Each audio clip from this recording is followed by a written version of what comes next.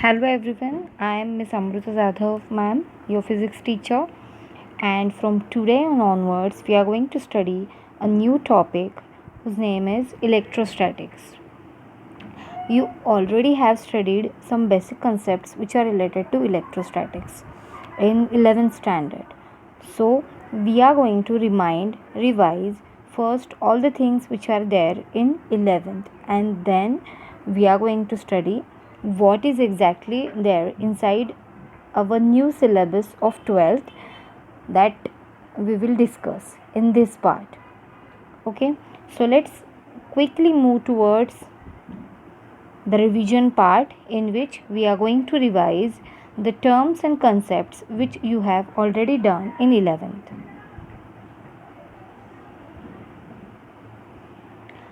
So here is the revision points. First one is conservative forces. As you must have seen, before moving toward conservative forces, I just wanted to remind you something. Electrostatics is a branch of physics in which we are going to deal with charges which are at rest.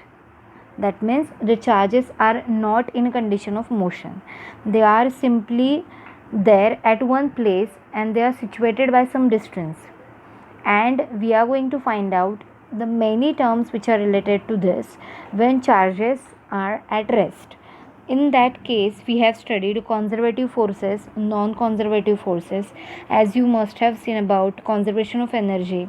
What is conservation of energy? That is the law which is worldwide used, is nothing but energy can neither be created nor be destroyed, but it can be converted from one form to another form. In a similar way, we have discussed about law of conservation of charges. Okay, so what is law of conservation of charges? Law of conservation of charges states that charges can neither be created nor be destroyed, but it can be converted from one system to another. They can be transferred from one system to another. So related to that, this is the concept which is conservative forces. Then we have discussed many points which are except this Gauss law and electric lines of force. I have written only 3 points, but we have discussed many of the points which are there inside electrostatics of 11th standard textbook.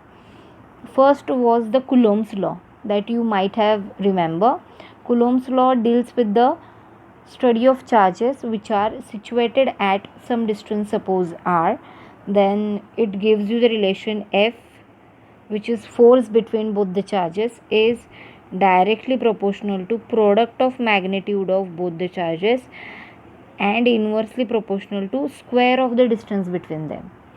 So this is what we have done by using Coulomb's law. And to remove that proportionality sign, what constant we have used? We have used the constant term which is 1 divided by 4 pi epsilon 0, whose value is nothing but 9 into 10 raised to 9. You must have remember all these things. If not, I am there to remind you. So that's why I am here to revise all the things which we have learned in 11th. Okay, so this is all about the revision, and also the which is the main point is Gauss law. Gauss's law basically gives the relationship between electric charge and its electric field. Okay, what I am telling you, it gives the relationship between electric charge and electric field. You have seen the relation which is close integration E bar dot ds gives you the total charge which is enclosed by that surface. You have derived this equation by using one diagram is there, and you have derived all the expression for this, for Gauss's law. And now in today's lecture we are going to apply that law to various spherical, cylindrical and plane sheet and all other surfaces. Okay, so next one is electric lines of force. Electric lines of force gives us the direction of electric field, and there are many properties which deals with this concept. which electric lines of force are parallel to each other, they do not intersect with each other, they gives you the direction. So, and the electric lines of force, the surface where there are higher amount of electric charges or a higher amount of electric lines of force, that is when current is maximum over there, that means charges are crowded over there. So this is all about electric lines of forces. So I hope you might get cleared about the electrostatics. Okay, so let's see exactly what is the application of Gauss's law and where it can be applied. Okay, so before moving towards the detail about all the points, let's have a look towards the points which we are going to discuss in today's lecture. The first point is Gauss's law and its application. We are going to use the Gauss's law to find out the intensity, and that intensity due to uniformly charged sphere, due to infinitely long charged wire, or we can say it as cylinder, then due to charge infinite plane sheet. For this all of three we are going to find out the intensity. Okay, and the last point which we are going to discuss is electric potential and potential energy. What is the exact relation between them, that we are going to see in the last point. Okay, so these are the points which we are going to discuss. So not wasting our time, let's move towards the first point, which is Gauss law. We'll see the statement first. In short we are going to see, because you have learned already in previous standard, so we are going to see the statement in very short, having a glance at it, and then we are going to see its applications, which are the three applications over here. Okay,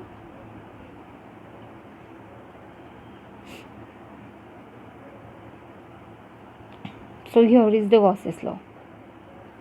The total electric flux over any closed surface, this is very important word, closed surface, is 1 divided by epsilon 0 times total charge enclosed by that surface. This is the short statement. This is not exact statement which you have learned in the previous standard. This is the short statement for you. So what is this exactly? Total electric flux. Now the meaning of flux is nothing but flow. When you are going to apply any word besides it, it will give you the meaning of that word. That means if you are saying electric flux, that means flow of electrons. When you are saying magnetic flux, that means flow of magnetic lines of force. So the word flux denotes you for flow. Okay, so here we are going to consider for electric flux. That means the total electric lines of forces over any closed surface is 1 divided by epsilon 0 times total charged enclosed by that surface. And mathematically it is written as phi, which is gives you the flux, total flux is q divided by epsilon 0, because it is 1 by epsilon 0 times charge enclosed by that surface. So combinedly it has written over here that is q divided by epsilon 0, and also it is given as close integration E bar dot ds, where E bar is nothing but the intensity and ds bar is the surface area of any point which is related to that. Okay, so this is about Gauss's law. The basics about Gauss's law is it gives the relationship between electric charges and its electric field. It is very useful to find out electric intensity at any point which is related to the surface which is having or applied by the Gauss's law. Okay, I hope you understood this concept, Gauss law. It is nothing but phi is equal to q by epsilon 0, which is equal to close integration E bar dot ds. You have to remind this equation. We are going to apply it for the 3 times because there are 3 applications. So we are going to apply this rule. Okay, First application, electric field intensity due to uniformly charged spherical shell or hollow sphere. Okay, what is the application over here? Electric field intensity due to uniformly charged spherical shell. That means there may be a point which is outside of this sphere, and we are going to find out what amount of intensity is applied on that point which is due to that hollow sphere or that spherical shell which is charged conductor. Okay, so let's have a look at the diagram. In diagram, what you can see here, two circles are there. The inner circle is having radius r. Okay, first have a look at the inner circle only, not the dotted one. So it is having radius r, and many lines are there which are coming out, which is nothing but radial electric field.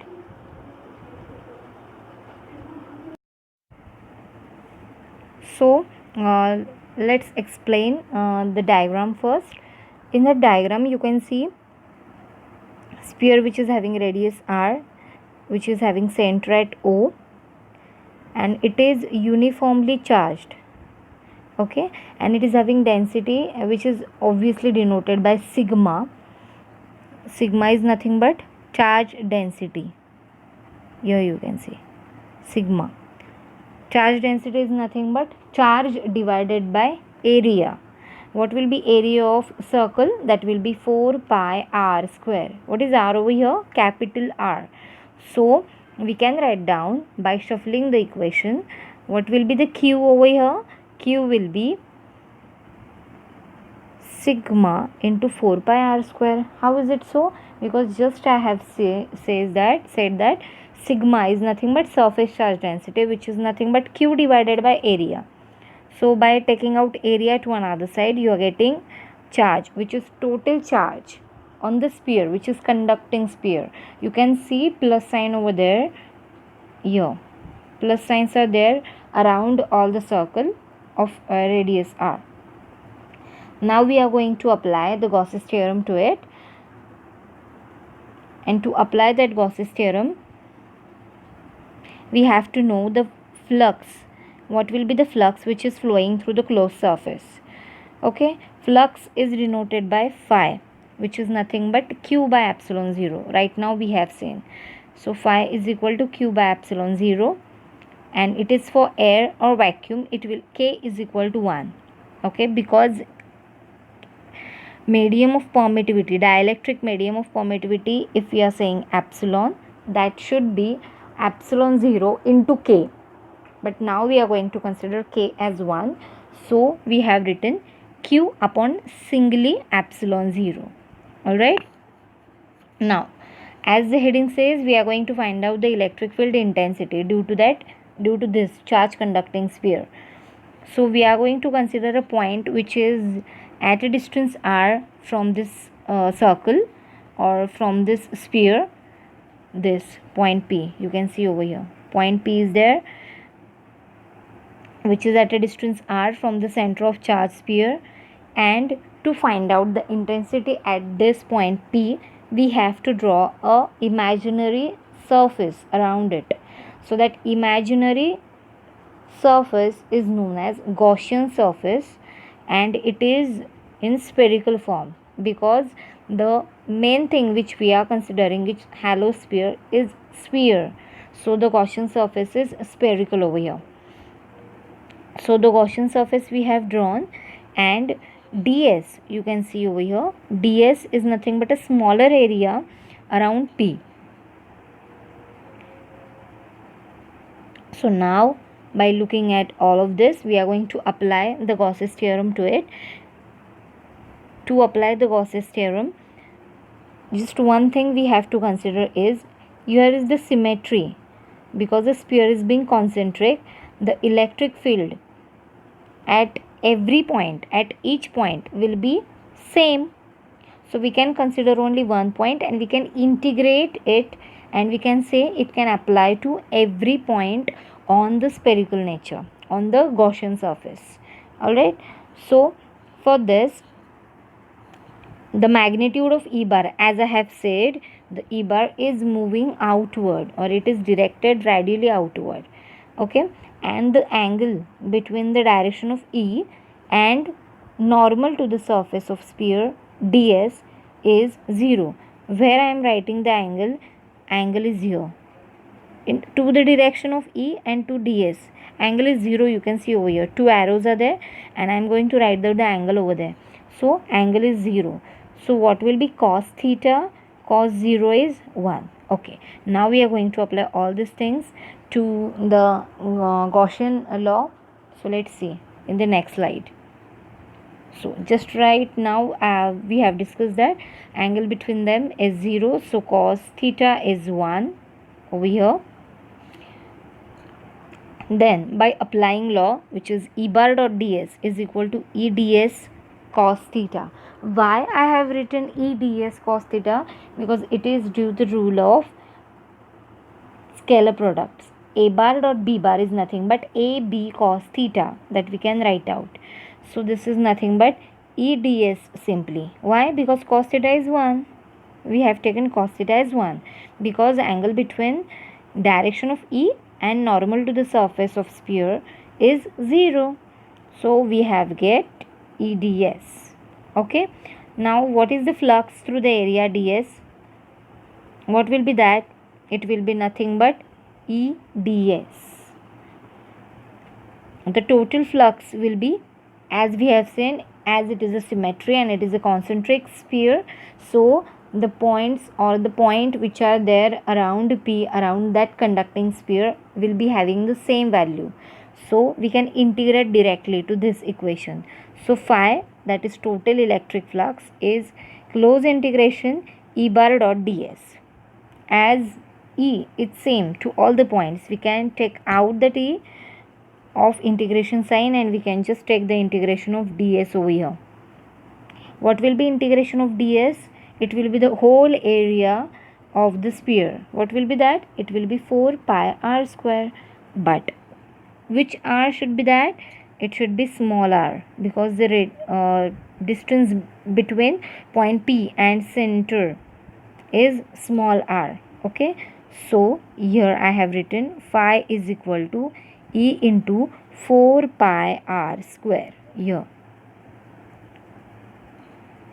From where I have get 4 pi r square? That is integration of ds, area of ds, which is 4 pi r square. Now according to Gauss's law, phi is nothing but q upon epsilon 0. So I have written q by epsilon 0 is equal to E 4 pi r square. Shuffling the values, shuffling the equation, I have get value for E, which is this. E is equal to Q divided by 4 pi epsilon 0 r square. But at the beginning, at the very beginning, we have said that Q is nothing but sigma into 4 pi capital R square. So we have to put this value in the given equation. So by putting the value in given equation, we got E is equal to sigma 4 pi r square divided by 4 pi epsilon 0 r square. So this 4 pi and 4 pi will get cancelled. So I am getting value as E is equal to sigma capital R square divided by epsilon 0 r square, where sigma is surface charge density, capital R is the radius of conducting sphere, epsilon 0 is the permittivity of free space, small r is the distance of the point from center of the sphere. So this is all about intensity due to uniformly charged spherical shell or hollow sphere. See, as you know the basic about Gauss's law, which is E bar dot ds is equal to phi, or it is q by epsilon 0. You are just going to apply this, and only the things which is changing is integration ds. If you consider sphere, then you will get 4 pi r square. If you get it cylindrical, then it will be 2 pi rl. So the only things which is going to change is integration ds. So this is as easy as you can learn. Okay, so the main point which we have to remember is the electric field at point outside the shell is same as that due to point charge. Thus, it can be concluded that uniformly charged sphere is equivalent to point charge as at its center. But now there are some cases that we can apply. What kind of cases we can apply? If the point P is on the sphere only, then what will be that? What we can apply over that? That may be the condition.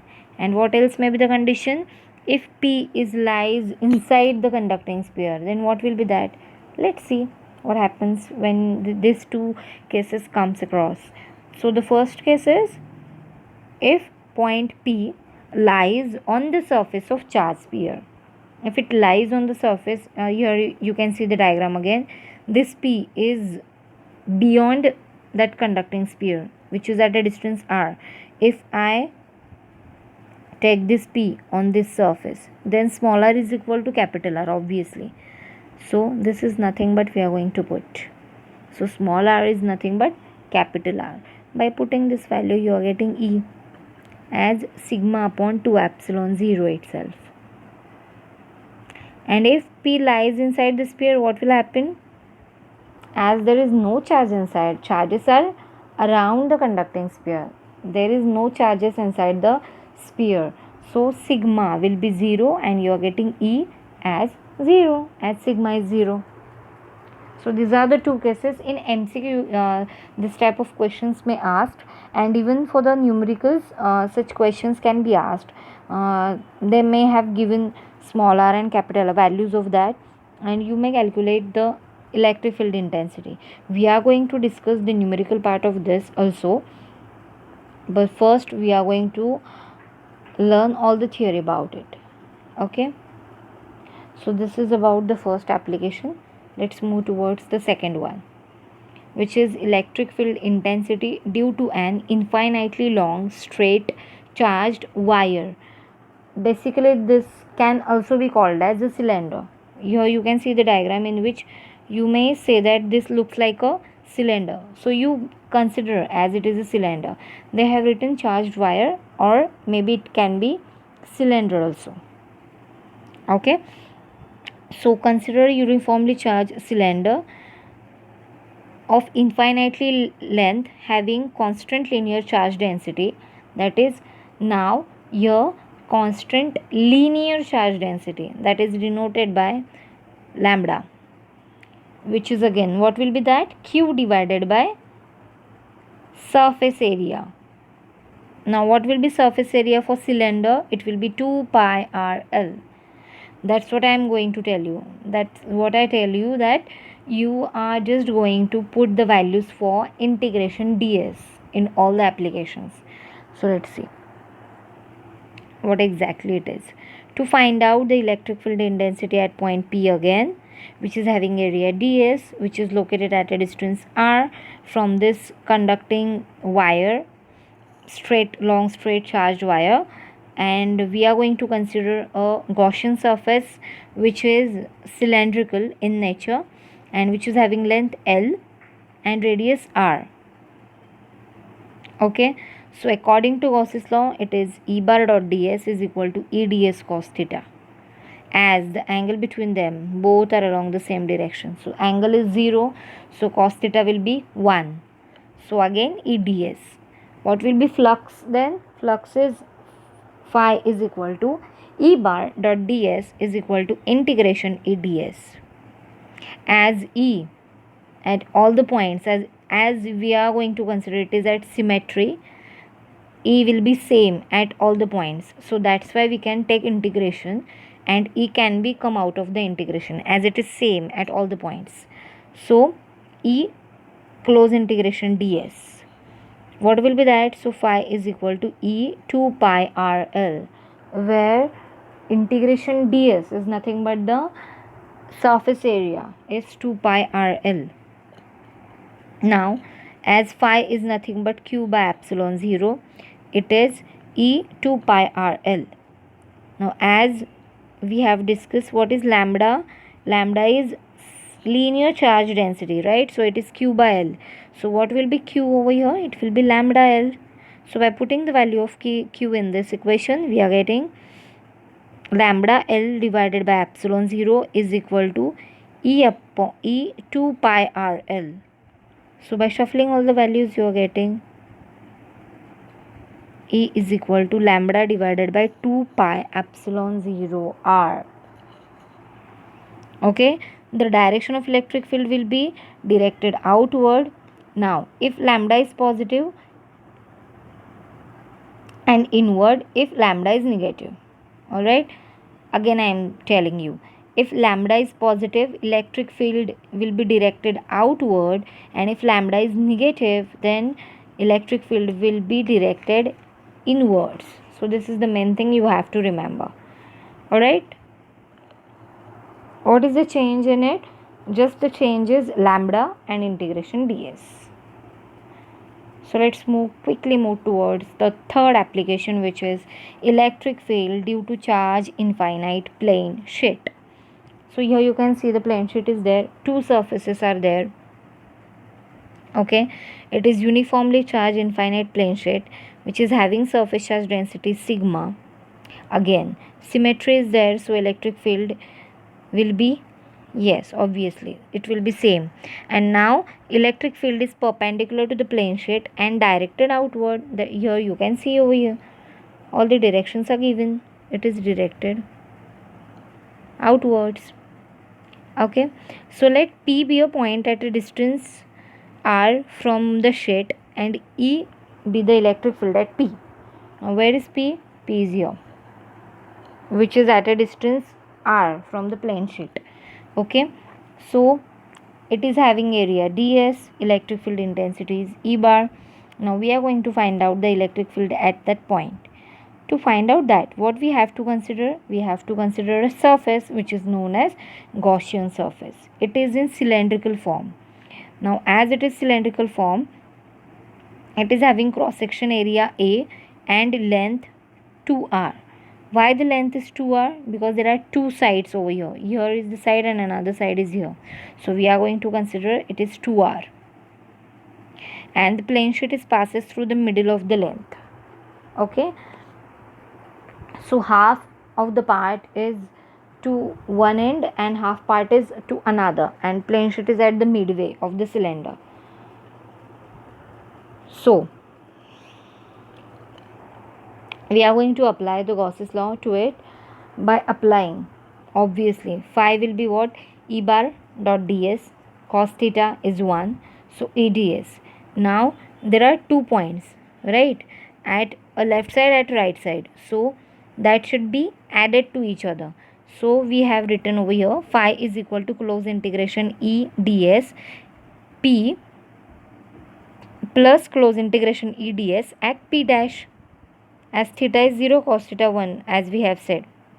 Now what will be area ds over here? We are going to consider area as A, as we have seen says over here, cylinder having area A, so ds will be A. So EA plus EA, so phi you are getting it as twice EA. Okay, what you got over here? Phi is equal to nothing but twice EA. As sigma is the surface charge density, then what will be sigma? Q upon A. What is A? A itself. So you are getting Q as sigma into A. So this can be written as phi is equal to sigma A upon epsilon 0, because it is Q upon A. By equating both the values, we have got phi is equal to 2 EA, and by using equation of Gauss law, which is phi is equal to Q upon epsilon 0, by substituting value of Q as sigma A by epsilon 0, we have got the two equations for phi. So by equating both the equations, we get 2EA is equal to sigma A upon epsilon 0.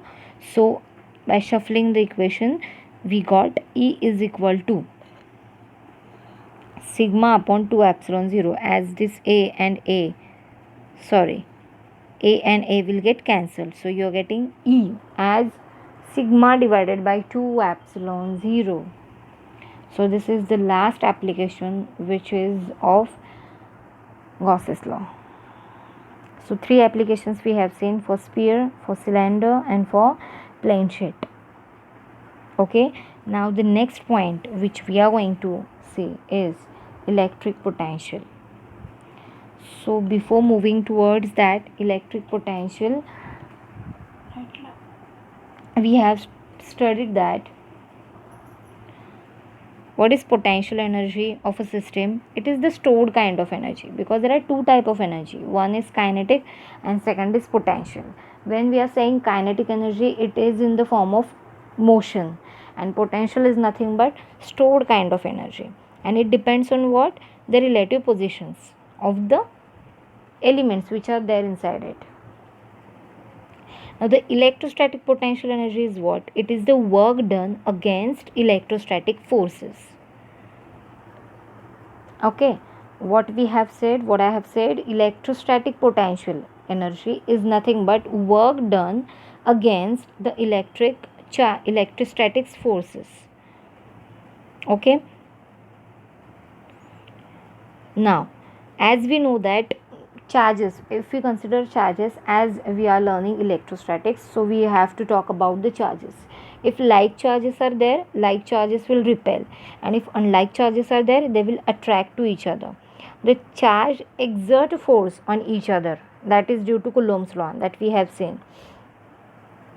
So some work is always there to move the charge in the presence of another charge. Okay, so if we have to move the charge from one place to another, some work has to be done, and the potential energy rises from this.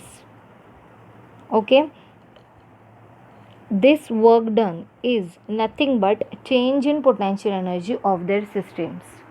So basically, in case of definition, if we study the definition, it says that when you are going to collect any potential energy of a system, that we have to take that charge from infinity to a definite point. To take out that charge from infinity to a single point where we want it to be situated, that is nothing but potential energy. Okay, so the work done against electrostatics force is nothing but increase in potential energy. So what is force or electrostatic force will be F bar dot dr bar should be there, is equal to du. What is du over here? It is increase in potential energy when charge is displaced through dr bar, if it is displaced. Okay, and F bar is the force which is exerted on the charge. So this is all about the electric potential and potential energy. Okay, so this is all about today. What points we have covered in today's lecture? We have covered the Gauss's law and the application of it, that is electric field intensity due to uniformly charged sphere, and then due to infinitely long straight charge wire or cylinder, and third one is due to charge infinite plane sheet. What was the intensity in first case? In first case it was E is equal to, what was that?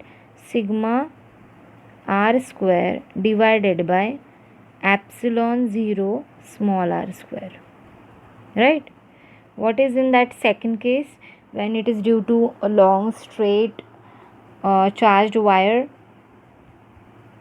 what was that? It is nothing but in case of lambda, so that is nothing but E is equal to lambda divided by 2 pi epsilon 0 r. So that was in case of cylinder. And what is in case of plane sheet? It was twice in denominator, that is sigma divided by 2 epsilon 0. So this is all about the intensities at three different surfaces. Then we have seen electric potential and potential energy. What was the equation for electric potential over there? The equation was F bar dot dr bar is equal to du, where du is increase in energy, potential energy. So this we have covered. I hope you understood all the things which are there inside this. That is part 1. In part 2 we are going to discuss more details about potential energy. Okay, thank you so much for watching. After watching this video, if you have any query, please do comment. I will try to solve your query. And go to the test section and solve the test after watching this video. That means after 35 minutes or 36 minutes you are going to attend the test. Okay, thank you so much.